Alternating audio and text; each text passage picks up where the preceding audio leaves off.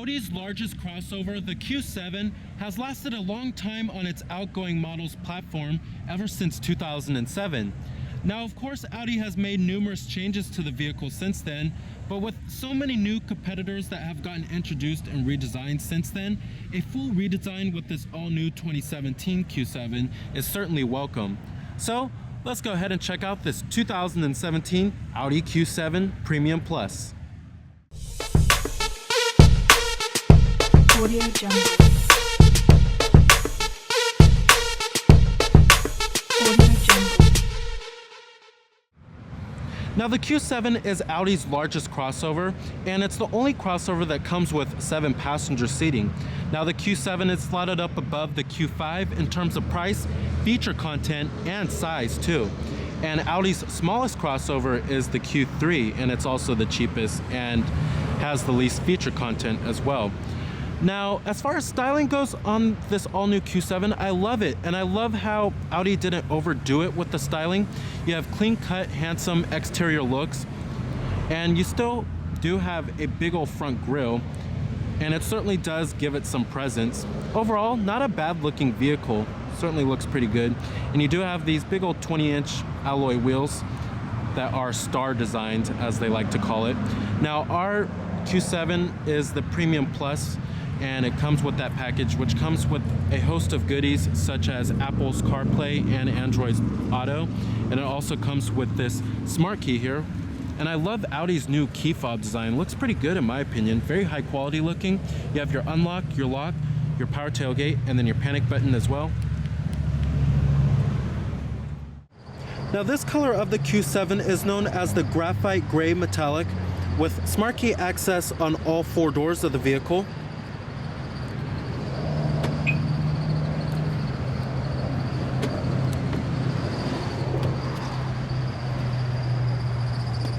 Also comes with a full-on black leather interior. Power driver's seat with power recline and power lumbar.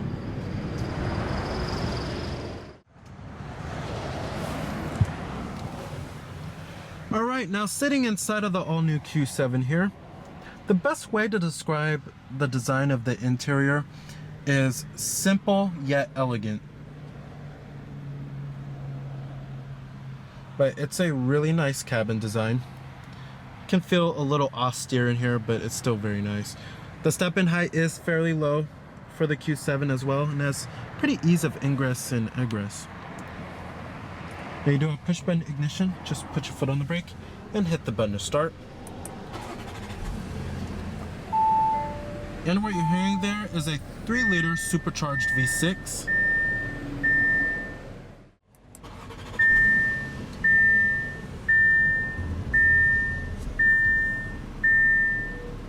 Full leather-wrapped steering wheel.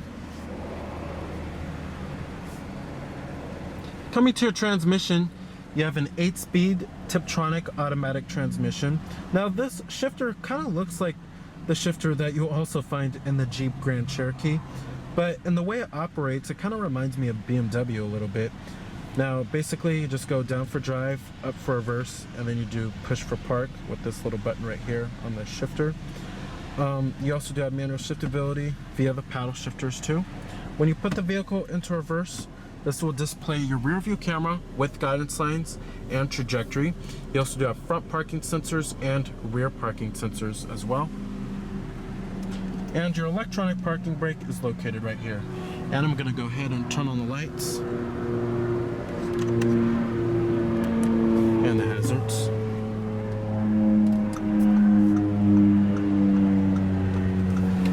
All windows are fully automatic in the Q7. Let's go ahead and pop up the hood, check out the engine bay.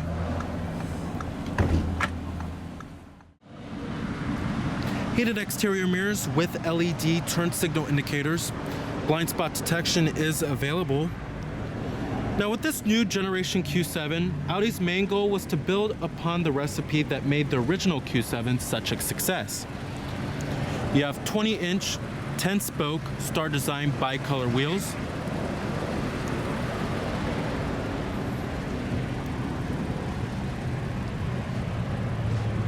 Coming up front, you'll find high-intensity discharge headlights. with LED daytime running lights. You also do have headlight washers too.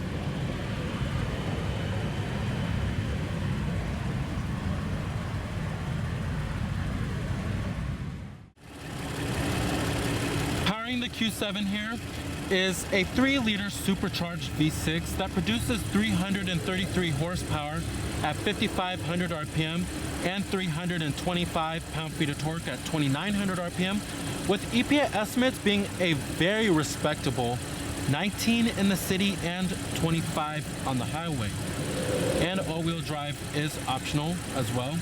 And your only gearbox is going to be an 8-speed automatic. This 3-liter supercharged V6 certainly provides good acceleration numbers and really good fuel efficiency for how much power it has. Now, competitors of the Q7, you have the BMW X5, Range Rover Sport, as well as the Acura MDX.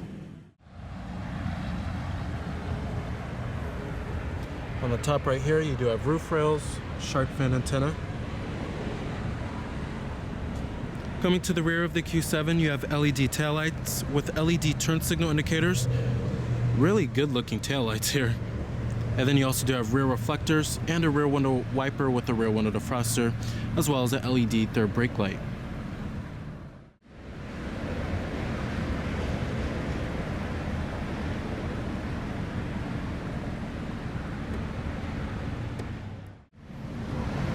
At the bottom, you also do have dual exhaust tips with rear parking sensors.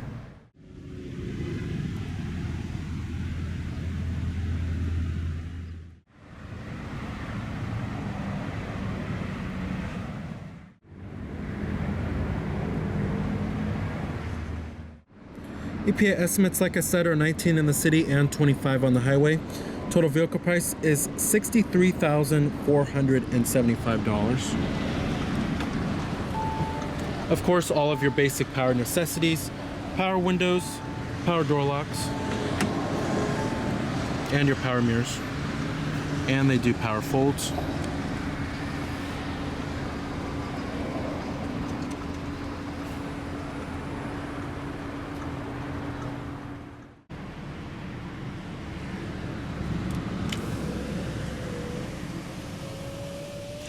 Build quality and materials are exquisite inside of the Q7, which you would expect out of Audi's most expensive crossover and their largest crossover as well.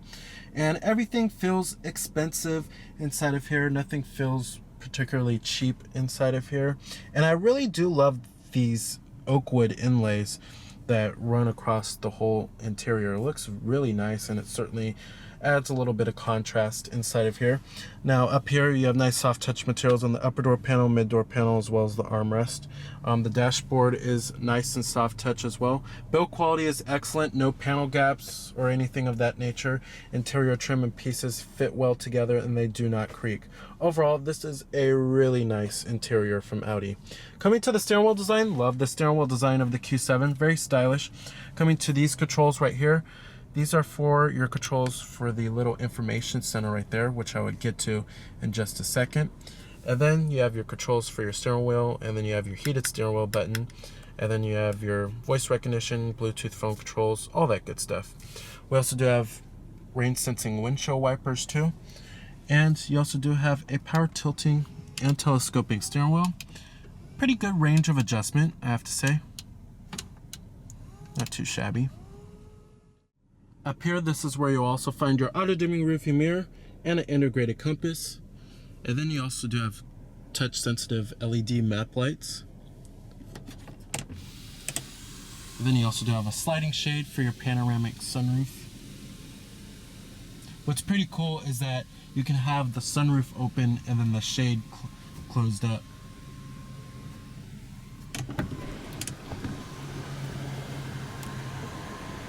Definitely gives the cabin a much more airy feel inside of here.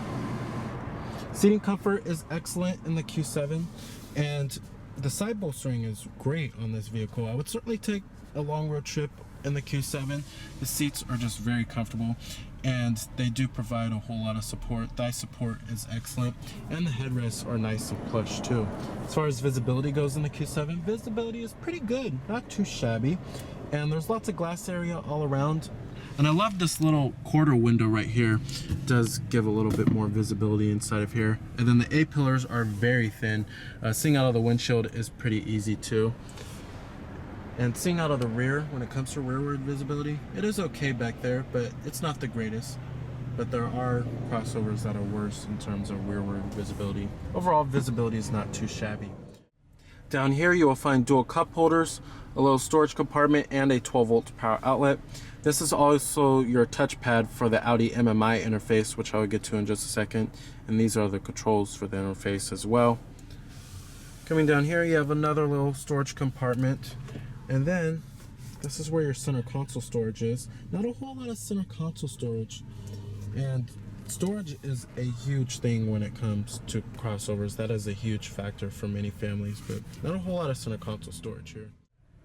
The climate controls in the Q7 are also easy to understand and has a pretty simple layout. I love that. And they went with traditional knobs and buttons here.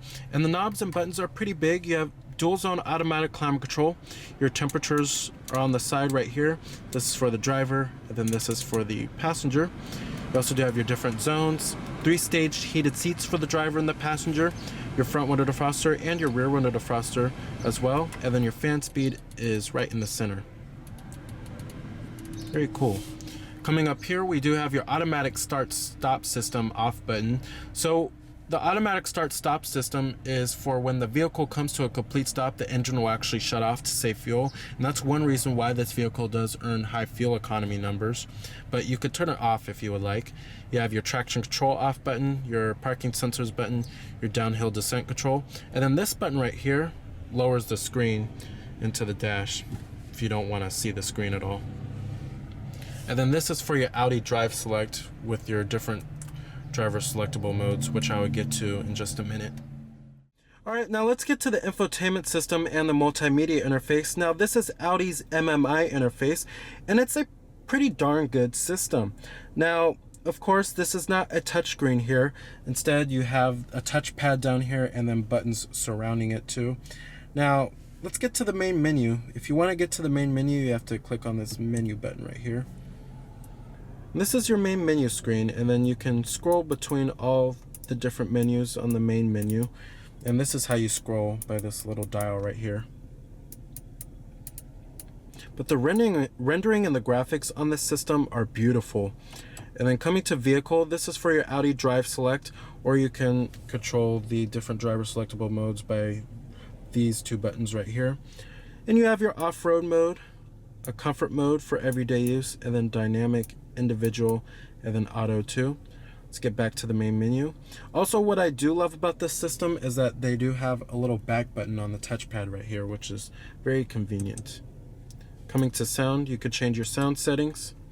From the treble, bass, the subwoofer, balance fader, sound effects. We also do have a 3D surround sound system in this vehicle, and it is Bose, which is optional. It's like an $1,100 option. Coming to radio right here. Of course, you do have AM, FM radio, XM satellite radio, all that good stuff. Pretty much all of the norm. And then it gives you Sirius XM alerts too. You can set your presets, of course. And you also do have HD radio, all that good stuff. This is actually a much better interface, and it's more easy to operate than their past generation Audi MMI interface. Of course, you can hook up your Bluetooth phone and all of that good stuff. And then your different media sources do include Bluetooth streaming audio, your USB port with iPod integration, and then your auxiliary input. Your USB ports are also located down in the center console. You have two USB ports down here, and then your auxiliary input. Coming back to the main menu, you have your telephone. When you hook up your Bluetooth phone, you can have all of your contacts stored on here and view your recent calls and have an integrated dial pad. Then you have your navigation.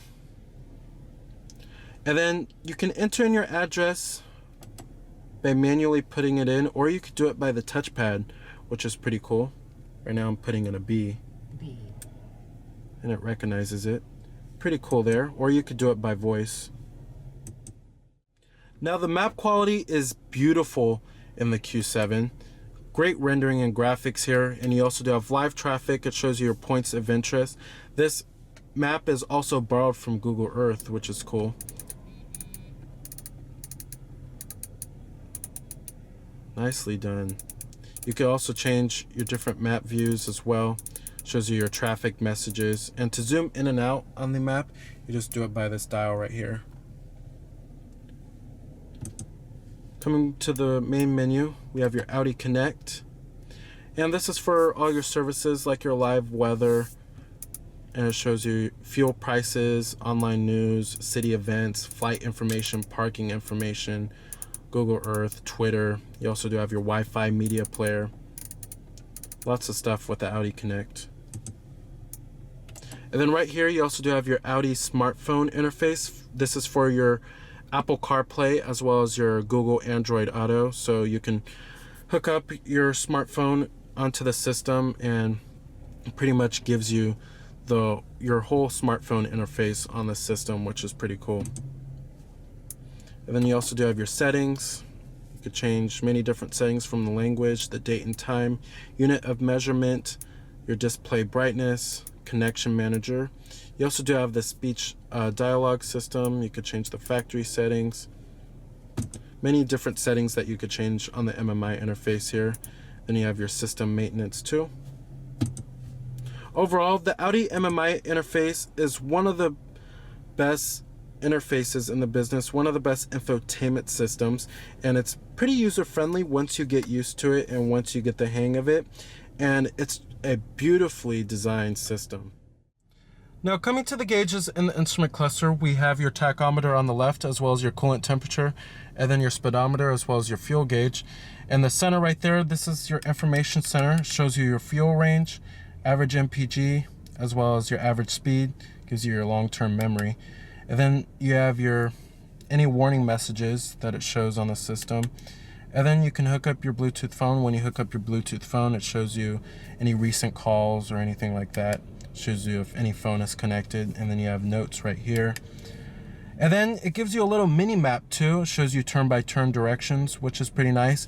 And then down below right there, this is for your odometer, your digital clock. It shows you what mode you're in for your Audi Drive Select. And then it also shows you your exterior temperature readout too and what gear you're in. Pretty nice, and I love the rendering and the graphics of this LCD screen right here.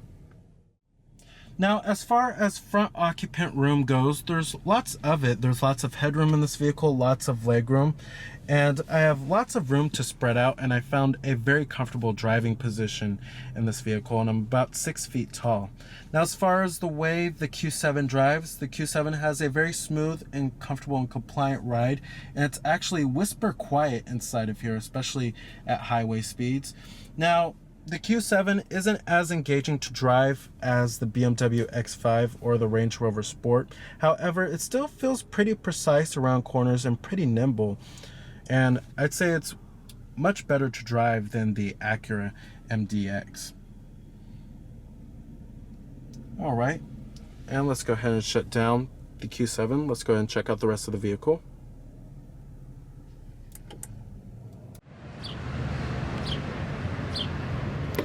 Do have a power tailgate. Now, cargo space is pretty average for the class, but one gripe I do have about the Q7 is that it has a pretty high load floor height. The third row seats do power fold, and you do have a little side pocket right here too.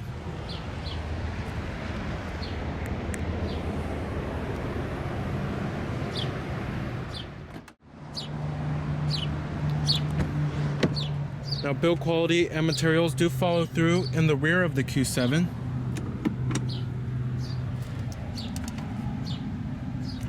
The second row seats also do recline, and they do slide forward and aft for greater comfort. Now, sitting back here in the Q7, it's a pretty pleasant experience. I have plenty of legroom, plenty of headroom too, and I do have rear air vents back here, as well as heated rear seats and two 12-volt power outlets. And then the seats themselves are also very comfortable and pretty supportive. Thigh support is pretty good. And you do have your rear center armrest with cup holders.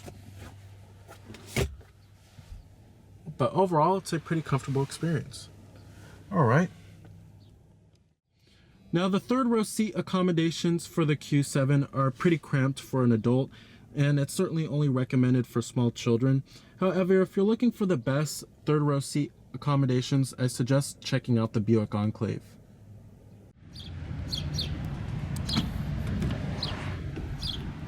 Powered passenger seat with power recline. The glove box compartment, nice and damp, and lined with felt. So the 2016 Audi Q7 is an excellent choice for a large luxury crossover with its ample passenger space for its front and second row accommodations, and its luxurious interior with many high-tech options, and its very fuel efficient and powerful 3-liter supercharged V6. So remember that this is Cameron Birch from Cameron's Car Reviews.